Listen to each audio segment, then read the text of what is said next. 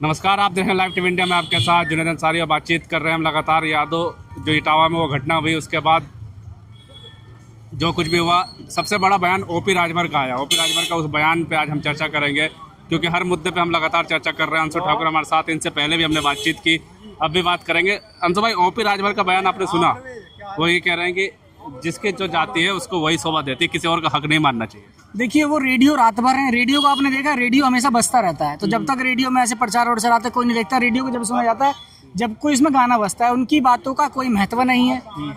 वो लोटा है जो हमेशा ढलकते ही रहते हैं, छलकते ही रहते हैं। उनकी बातों का कोई महत्व नहीं है। वो किससे क्या बोल रहे हैं, ना उस पर मीडिया ध्यान देने का काम करते हैं, ना उत्तर प्रदेश की जनता ध्यान देने का काम करती है। वो बस बीच बीच में बयान इसलिए देते हैं कि लोग उनको देखने की कोशिश करें। लेकिन आज़ादी संविधान लागू है, खुद पिछड़ी जाति से बहुजन समाज में आते हैं और संविधान से ही वो यहाँ तक पहुँचे हैं। और आज ये वो बात करते हैं कि जिसको जो जाति वही करना चाहिए, यादव दूध बेचें और मौर्य जो है सब्जी उगाए। तो अगर इस हिसाब से देखा जाए तो उन्हें तो राजनीति नहीं करनी चाहिए।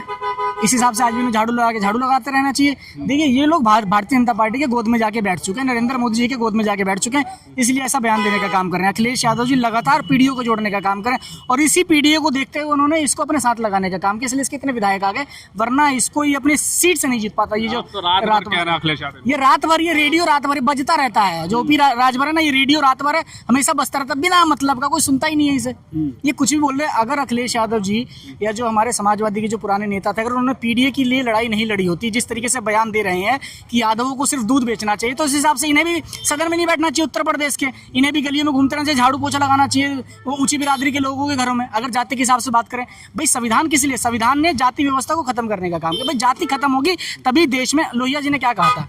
लोहिया जी ने कहा था, जब तक देश में रोटी और बेटी का संबंध एक दूसरे के घरों से नहीं जोड़ा जाएगा, तब तक देश में जो समानता है नहीं आएगी। वही आज भारतीय जनता पार्टी उस चीज को खत्म करने का प्रयास कर रही है। अखिलेश यादव जी का जन्मदिन है, पूरा उन्हें पीडीए जननायक कहा जाता है।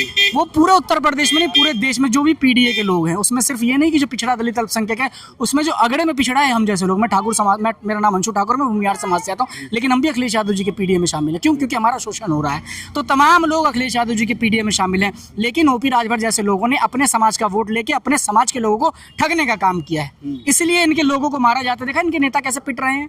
आपने देखा, पूर्वांचल की बात बता रहा हूँ, इस बार ये अपनी सीट नहीं निकाल पाएंगे।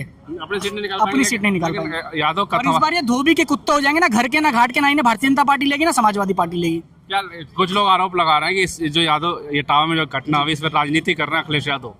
देखिए, अखिलेश यादव ने जो किया है वो तो इस देश के मुख्यमंत्री को करना चाहिए था, लेकिन अखिलेश यादव जी ने आवाज उठाई। अगर अखिलेश यादव जी इस चीज को संज्ञान में नहीं लेते तो हो सकता है उस घटना के बारे में ना आपको हम पता चलता, ना हमें पता चलता।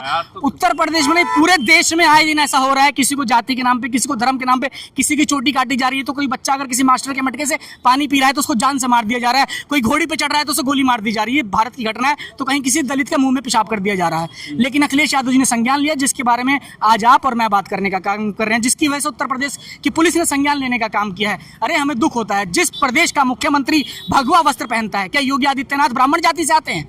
वो भी तो राजपूत समाज से आते हैं। तो क्या उन्हें हक है मंत का मठ बनने का? उन्हें अगर जाति व्यवस्था देखा जाए तो उन्हें भी हक नहीं है। भाई इस देश में अगर जो ज्ञान, अगर जो कथा सुन सकता है वो कथा कह भी सकता है। आप बताइए, वेद व्यास जिन्होंने भागवत लिखी है वो क्या ब्राह्मण जाति से थे? वो क्या पंडित जाति से थे? नहीं थे। महर्षि वाल्मीकि जो रामचरितमानस है, जो हमारे सनातन धर्म की रीढ़ की हड्डी कही जाती है, क्या उन्होंने रामचरितमानस लिखी, क्या वो ब्राह्मण समाज से आते थे? नहीं, वो भी तो शूद्र समाज से आते थे। आज ये दोनों शास्त्र हमारे सनातन और हिंदू धर्म की रीढ़ की हड्डी है, और उसी से हम पूजने का काम कर रहे, जीने का काम कर रहे हैं, उसी को हम सुनने का काम करते। कहीं भागवत होती है, रामचरितमानस होती है, तो इन्हीं दो व्यक्तियों ने, इन्हीं जो महान विभूतियों ने जो किताब लिखी, हम लगातार उसको पढ़ के और अपने सनातन धर्म का प्रचार करने का काम करें। और उस सनातन धर्म के किताब को अगर कोई यादव जाति का व्यक्ति आप पढ़ देता है तो आप उसकी चोटी काट दे रहे हैं, आप उसका नाक रगवा रहे हैं। उससे कुछ नहीं तो आप एक महिला के पेशाब से उसके सर पे डाल के पवित्र करने का काम कर रहे हैं। मैं हमेशा कहता हूं, ये उसी विचारधारा के लोग हैं जिस विचारधारा के आज उत्तर प्रदेश में मुख्यमंत्री योगी आदित्यनाथ हैं। आपको याद होगा जब 2017 का चुनाव समाजवादी पार्टी हारी और योगी आदित्यनाथ ने मुख्यमंत्री पद का शपथ लिया, तो इन्होंने अखिलेश यादव जी का आवाज गंगा जल से धुलवाने का काम किया। उसके बाद आपको याद होगा जब कन्नौज में राष्ट्रीय अध्यक्ष अखिलेश यादव जी एक मंदिर में गए तो भारतीय जनता पार्टी के गुंडों ने गंगा जल से उस मंदिर को धुलवाने का काम किया। जिस भागवत गीता की बात करते हैं, उस परिवार में, उस समाज में तो हमारे कृष्ण जी पले बड़े हैं। वो भी तो उसी यदुकुल से आते हैं। जहाँ उनका पालन पोषण हुआ, उस व्यक्ति उस समाज के लोगों के साथ आप इस तरीके से उनकी जात उनकी चोटी काटने का काम करें, उनका नाक कटवाने का काम कर रहे हैं, उनके ऊपर मूत्र छिड़कने का काम करें। ये कौन सा धर्म है, ये कौन सा सनातन है? ये सनातन की हत्या करने का काम कर रहे हैं। अब भी बयान लगातार आ रहे हैं। बयान आपने सुना होगा, वो कह रहे हैं कि हालांकि एफआईआर भी दर्ज हुई है, यादव कथावाचकों पर भी एफआईआर दर्ज हुई है, जांच का विषय है किसने गलत किया क्या गलत किया। लेकिन जो रेणु तिवारी उनके बयान आपने सुना होगा कि ये गलत किया और महिलाओं को भी दंगा करके सड़क पर घुमाना चाहिए और गर्दन काट देना चाहिए। देखिए मेरी बात सुनिए, मेरे हिसाब से अगर उन्होंने अपना आधार कार्ड बदला ये जांच का विषय कानून का, लेकिन इसमें हमें और आपको किसी ने अधिकार नहीं दिया। संविधान ने हमारा हक दिया है, हमारा देश सेकुलरिज्म है, जाति और धर्म निरपेक्ष है। आप संवैधानिक तरीके से अगर उनका आधार कार्ड फर्जी भी था तो आप पुलिस के हाथ में दे देते। भाई पुलिस जांच करने का काम करती है। आपको किसने अधिकार दिया? क्या आपको सनातन धर्म ने अधिकार दिया है या क्या हमारे भारत के संविधान ने आपको अधिकार दिया? हमारे इस देश में सबसे बड़ा हमारा संविधान है। आप मुसलमान हैं, मैं हिंदू हूँ, लेकिन मुझे लगता है कि आपके कुरान से बड़ा और मेरे रामायण से बड़ा मेरा संविधान है, क्योंकि देश संविधान से चलता है। संविधान में अगर लिखा हो किस तरीके का आप कृत्य करते तब आप करें। आपके पास पुलिस है, शासन है, देश में लोकतंत्र है, लोकतंत्र चल रहा है, गणराज्य है हमारा देश, संविधान से चल रहा है। तो आपको किसने हक दिया चोटी काटने का? बीजेपी बांट रही है।